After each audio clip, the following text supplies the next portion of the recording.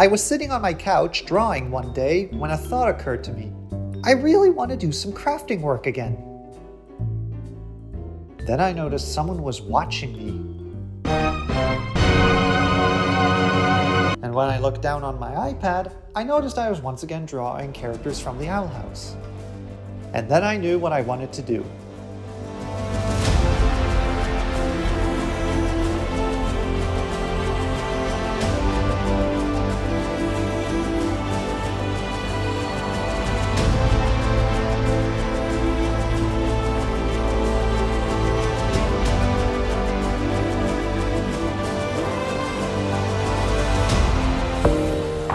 Over the last couple years, I had gained a real fondness for crafting props for cosplay. Something that especially caught my interest was bookbinding, thanks to the various projects from NerdForge. If you don't know about them, I left a link to their channel in the description below, so feel free to check them out. They have a lot of great videos on how to make different types of books, from recreating props to rebinding existing works of literature, and they also have a lot of other creative projects as well. It was through their videos that I got a good glimpse into how bookbinding works, and I've applied their techniques on my own projects as well. My first bookbinding project was from late 2018 when I was preparing a cosplay of Dipper Pines from Gravity Falls. For this cosplay, I decided to make my own prop of journal number 3. This project turned out to be a lot of fun for me, and considering this was my first time doing bookbinding, I'm very happy with the result. In summer 2023, I decided to take another crack at bookbinding and make my own version of the Good Witch Azura book from the Owl House. Looking back on this, the final result was okay. While I'm generally happy with how the final product came out, I did have a few issues with it. Eventually, I decided that I wanted to redo this project. However, this time, I'd go a step further. My goal was not to just recreate my original prop, but I was going to make all 5 books that can be seen on the show. Oh boy, what did I just get myself into? Anyway, with my mind made up, I sat down and began with Step 1. Cover art. All 5 books have their individual cover art, and while I could technically just go through screenshots of the show and take the cover art from there, that probably wouldn't look good. Especially since we don't get a clear view of each one. So I decided to redraw all 5 of them based on how they look on the show, but in my own style, emulating the original cover art from the Sword of Shannara trilogy, which is what the covers from the show were inspired by. I drew the covers in Procreate on my iPad. For book 1, I simply reused my original design from when I made my original prop, but I decided to go back and tweak it a little. On all 5 covers, there are about 4 different characters that seem to be central to the book's plots. I gave each of them an individual look based on actual people that were involved with the production of the Owl House. Let's start with the protagonist of the books, who is present on all 5 covers, Azura. I based her look off of voice actress Anairis Quiñones, who provides the voice of Azura in the first episode of Season 3. I did consider making her look like Sarah Nicole Robles, who voices Luz, because she originated the voice in the series premiere, and also because parallels. But I decided to go with Anairis instead, since she's the official voice of the character. My reference for the color palette was the original Azura design from the premiere, which actually looks pretty similar to my final design, don't you think? The next person to appear on the covers is a character simply known as the Elderly Witch, as she's called on the Owl House wiki. When originally drawing her, I simply gave her a face that I thought looked kind of witchy, but also looked like a real person's face. However, when I decided to redo this book and had pretty much finished the other 4 covers, I realized I've made a horrible mistake! Looking at the original cover and comparing it with the ones I was making for the other books, the Elderly Witch just didn't fit in anymore. So I went back and redid her face. This time around because of parallels. I based her look off of Wendy Malick, who of course is the voice of Ida. I'd already used Ida as reference for the color palette, so this pretty much brought it full circle. The next character is the dog creature. For this one, I based its look on, well, a dog. More precisely, a wolf, which I made look anthropomorphized to make it similar to the original cover. For the colors, I used King as a reference because parallels. The 4th and final character to appear on the covers is Hecate, who within the book's universe is Azura's rival turned ally. Sticking with the theme of, you know. I based her look off of Mae Whitman, who did the voice of Amity. For her color palette, I also used Amity as a reference, more specifically her Hecate costume from Season 3. After finishing the cover art, I moved on to my computer to design the main body of the books. Using Adobe Illustrator, I created a grid of how the art should be placed once I add them onto the covers, and also created a design for the back and the spine based on what I was able to make out from the show's designs. I had already created a design when I made my original Azura book, so I was able to reuse that to work on the other 4 covers, as well as update the book 1 cover. For the back, I decided to make an update from my old design as well. For the author picture, I originally used a free-to-use photo that slightly resembled the author photo from the show. Emphasis on slightly. For the new version, I instead used a photo of Dana Terrace. Since she's the creator of the Owl House, it felt fitting that she'd be featured on here. For the text on the back, I used lines from the show as little Easter eggs, and even incorporated short synopses of episodes of the show at the top, slightly tweaking them to fit the back of the books more. For books 4 and 5, instead of quotes, I used actual reviews of the Owl House. Just like with the synopses, I adjusted the wording of the reviews a little bit.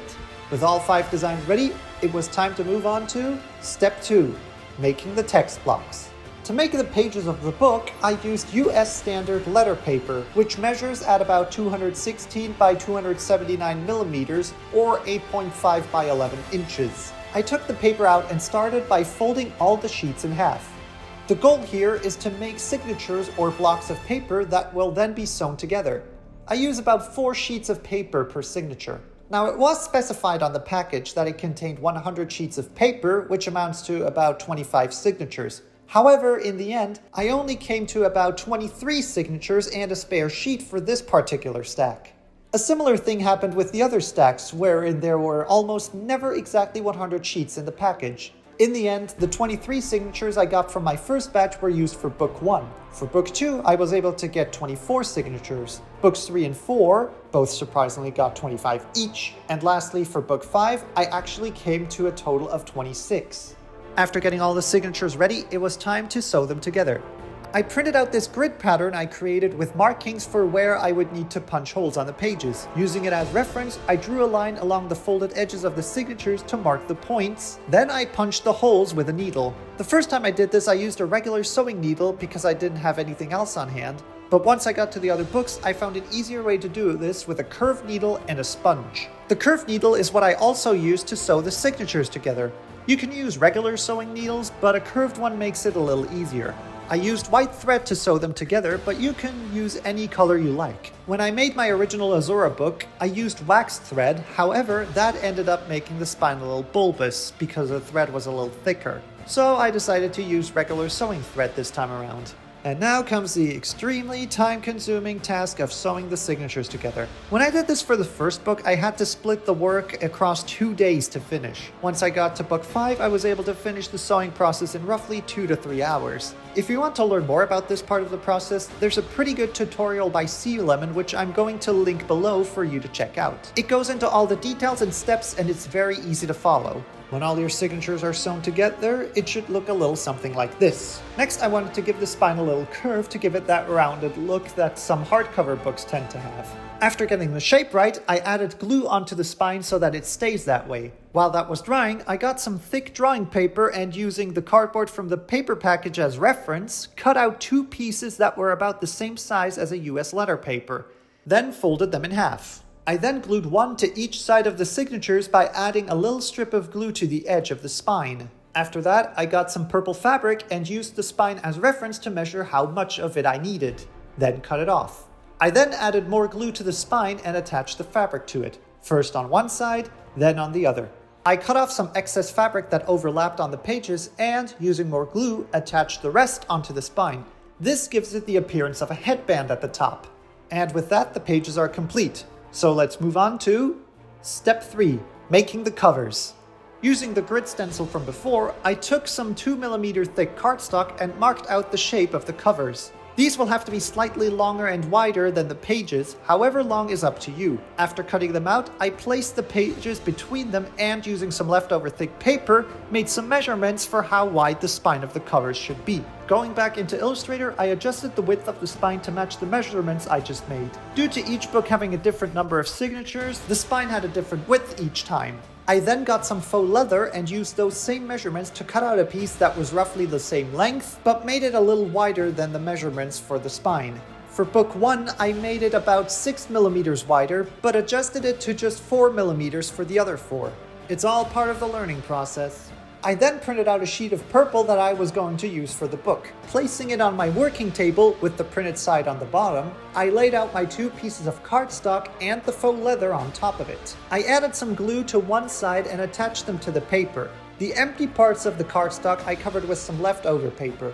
This step is completely optional. I'm a bit of a perfectionist when it comes to my work, so I did this step to even out the surface. Once the glue had settled, I turned the covers over, where here you can see the unfortunate remains of a previous failed attempt of attaching the purple-colored paper. I cut away the excess paper around the cardstock and glued the remains of the spine to the inside. Now it's time to attach the designs. I printed out the front, back, and spine and cut them to fit the paper with the help of some guidelines I made in Illustrator. In hindsight, I probably should have double-checked these guidelines because they weren't quite accurate for the front cover.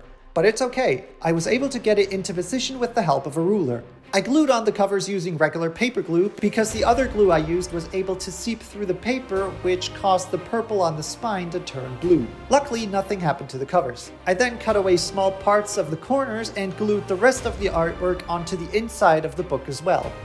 I repeated the same process for the back, then I attached the spine, making sure it was centered as I applied the glue. And with that, the covers are done, right? Wrong! Now it's time to cover the whole thing in transparent film. For this step, I measured how much of the film I needed and cut that off. Then attached part of the film to the surface of my table. After peeling away the protective layer, I carefully placed the covers onto the sticky side. When you do this, be sure to follow the proper instructions. If you do it wrong, it can result in crevices and air bubbles, which is what I got on my original Azura book. Once the cover was in place and sticking to the film, I repeated the same steps from when I attached the cover art and folded the sides of the film onto the inside. Then I went over the entire thing with the bone folder to make sure it sticks properly. And this is how the cover turned out. I'm pretty happy with it. To make it look a little closer to an actual book, I took some paper I had left over from when I made the signatures, cut out a small piece, and attached it to the inside of the spine. And now we move on to the final step, attaching the pages to the covers. I covered the inside of the covers with glue, which I spread as evenly as I could with a brush.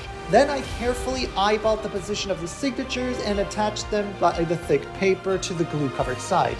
I put some baking paper in between the thick paper because the glue can actually seep through the pages and cause the paper to shrivel up and become wavy.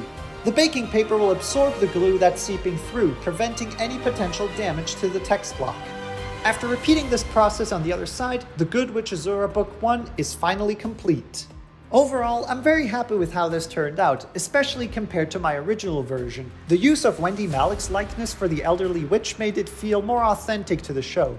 As I mentioned before, my original book had crevices and air bubbles underneath the film which severely impacted the quality of the covers, while the new one didn't have these, which meant I didn't have to go in and make adjustments with a Sharpie on the back. The bulging of the spine really bothered me, so I was very happy that by using thinner thread I was able to avoid it this time around, and the purple fabric on the spine feels a lot more in tune with the overall design than the white fabric I used on the original.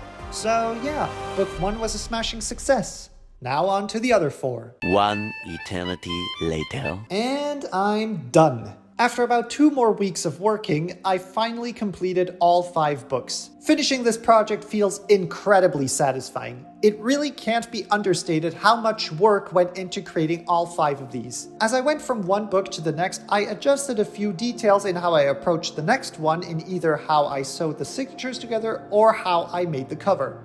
Each book came with its own set of challenges, and of course, each one of them came out looking slightly different from the one before. On book 2, for example, the grid pattern for the holes wasn't 100% aligned with the pages when I drew them on, leading to the holes being off by a few millimeters. This became evident when I looked at the finished text block and saw that one of the signatures was upside down. To be fair, professional books can have similar flaws. For example, my copy of the Magic Book of Spells from Star vs. the Forces of Evil has this hilarious flaw where the headband is perfectly aligned at the bottom, while at the top it's...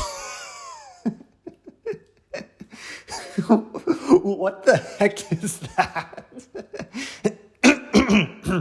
For books 3 and 4, I actually had to do the entire covers twice because when I got to attaching the transparent film, I somehow managed to get a lot of air bubbles and crevices like on my original book 1, but this time they were a lot worse. When I got to book 5, I had to redo the back cover because the glyphs that I wanted to add to that side were misaligned and overlapped on the side. So I made the proper adjustments in Illustrator and just glued it on over the previous back cover. The front cover also has a little flaw wherein part of Azura's fingers overlap the side of the covers. And sadly, I did get some air bubbles on the back. I decided not to redo the entire thing again because they weren't that big, and I was able to partially get rid of them by pressing down on them with a bone folder. Unlike with my original book 1, the air bubbles aren't as prominent, so they don't bother me that much. As a little bonus, I also recreated Amity's drawing of herself with Malingale, the mysterious soothsayer.